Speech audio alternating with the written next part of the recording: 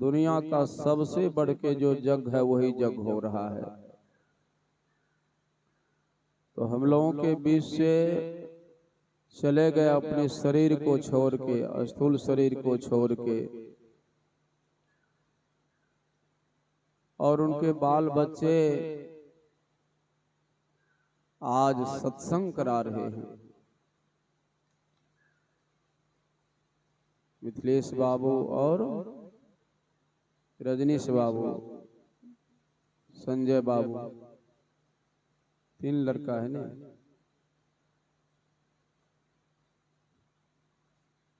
तो आइए उनके शांति के लिए आज सत्संग हो रहा है। यह जीव जो है जब तक उनके नाम पर सत्संग भजन यज्ञ होता रहता है तो वह आसपास में ही रहता है, और जब सत्संग भजन समापन हो जाता है तो फिर यहाँ से प्रस्थान कर देता है। इस जीव को जाने में 353 दिन लगता है धर्मराज के पास, और इसलिए हम लोग क्या करते हैं, बरखी जो मनाते हैं 12-13 दिन पहले बरखी मना लेते हैं। तो हमारे जो बैजनाथ बाबू के नाम पर सत्संग हो रहा है यही उनके लिए संबल बनेगा। जब धर्मराज के पास वो पहुंचेगा तो धर्मराज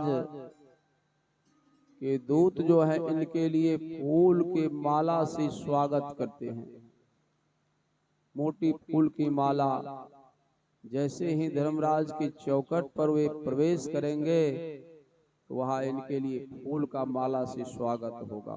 बोलिए श्री सद्गुरु, क्योंकि इनके नाम पर सत्संग हो रहा है। सभी के श्रद्धांजलि समारोह के नाम पर, श्रद्धांजलि समारोह के अवसर पर सत्संग भजन नहीं होता है। आदमी बहुत खर्च कर देता है भोज भंडारा में, लेकिन साधु महात्मा में खर्च नहीं कर पाता है, साधु महात्मा का सेवा नहीं कर पाता है। हमारे गृह स्वामी रावण के रिकॉर्ड को तोड़ने वाले, जीवन में रावण ऐसा काम नहीं किया था, सत्संग भजन साधु का सेवा। तो हमारे गृह स्वामी बड़े श्रद्धा भाव से सत्संग करा रहे हैं। संत महापुरुष कहते हैं कि यह ज्ञान होगा कहाँ हम आपको सत्संग में। जब तक सत्संग में नहीं आएंगे, सत्संग में नहीं बैठेंगे, सत्संग वचन को नहीं सुनेंगे तो ज्ञान नहीं होगा। बहुत विद्या को जान लेने से, बहुत विद्या को पढ़ लिख लेने से कोई ज्ञानी नहीं बन जाता। अगर बहुत विद्या को जान लेने से कोई ज्ञानी बन जाता तो आज संत कबीर साहब ज्ञानी के कोटि में नहीं आते। आपने श्रवण किया संत कबीर साहब की वाणी को, साधो भाई जीवत ही करो आशा। क्या कहते हैं संत कबीर साहब, हे साधो भाई जीवित काल में आशा करो, मरने के बाद जो आशा करते हैं वह झूठी आशा है। जीवत समझे जीवत बूझे, अजीवत मुक्ति निवासा। कहते जीवन काल में मुक्ति को प्राप्त कर लो, बंधन से छूट जाओ। मुक्ति का अर्थ क्या होता है? बंधन से छूट जाना, मोक्ष को प्राप्त कर लेना। तो हम आप जितने हैं सभी बंधन में है।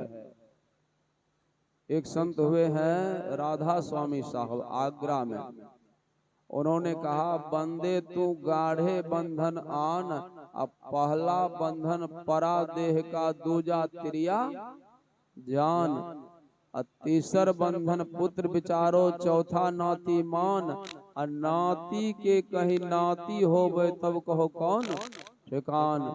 चौलर पचलर चौलर रसरी, अब बांध लियो तो है बहुविधि तान। तो हम लोग तो बंधन में है पड़े, शरीर और संसार के बंधन में है। संत महात्मा लोग कहते हैं कि बंधन से छूट जाओ। तो छूटने का मार्ग यही सत्संग है। आपने श्रवण किया मोहोपनिषद की वाणी को। मोहोपनिषद के ऋषि कहते हैं भारो अविवेकिनः शास्त्रं भारो ज्ञानं चौरागिनः अशांतस्य मनो भारो भारो अनात्मविदु वपुः। कहने का भाव है कि अविवेकी के लिए शास्त्र भार है, रागी के लिए ज्ञान भार है, अशांत मनुष्य के लिए मन भार है, और जिसे आत्मज्ञान नहीं है उसको शरीर भार है। शरीर भी भार ही है। इसलिए संत महात्मा लोग कहते इसके लिए करना क्या होगा? सत्संग करना होगा, ध्यान करना होगा, और गुरु से जुगती जान के। वैसे नहीं, गुरु से जुगती जानेंगे तब ना,